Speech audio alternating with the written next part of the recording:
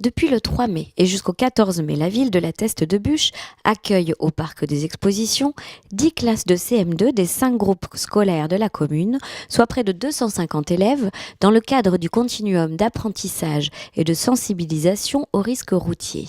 Pour les élèves, il s'agit de découvrir les règles de circulation et de la prévention routière, mais aussi de parfaire leur conduite en vélo, en roller ou à pied.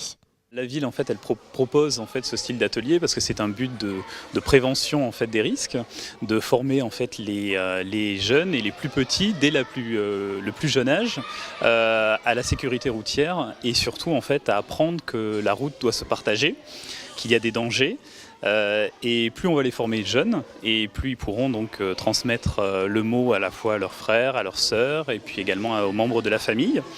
Donc c'est pour ça que c'est une volonté en fait d'aider à éviter qu'on puisse avoir des accidents, ou du moins à protéger aussi les enfants. On organise ça en fait tous les ans. On commence également avec, dans les écoles primaires les plus jeunes, on les forme en fait avec un permis piéton. Et puis maintenant, on les forme un petit peu, quand ils sont un petit peu plus grands, on leur apprend à circuler en fait sur la voie publique à vélo. Et puis après, quand ils arrivent au collège, mais bon ça c'est quand ils sont un petit peu plus grands, on les apprend en fait un petit peu plus à se débrouiller en vue par exemple de pouvoir conduire après les motocyclettes et ainsi de suite.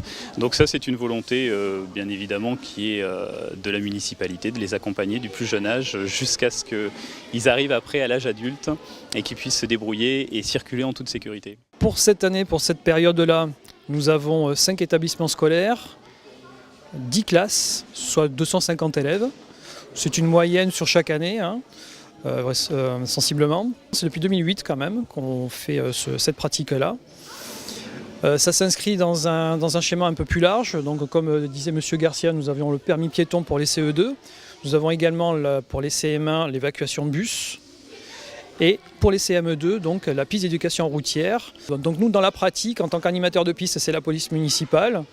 Mais après, nous avons aussi le service jeunesse pour les vélos, casques, service éducation aussi pour la mise en place de l'ensemble, le matériel prêté par la COBAS, aussi la piste prêtée par la COBAS, et les documents par les services de la préfecture. Donc voilà, c'est toute une synergie avec pas mal de services différents.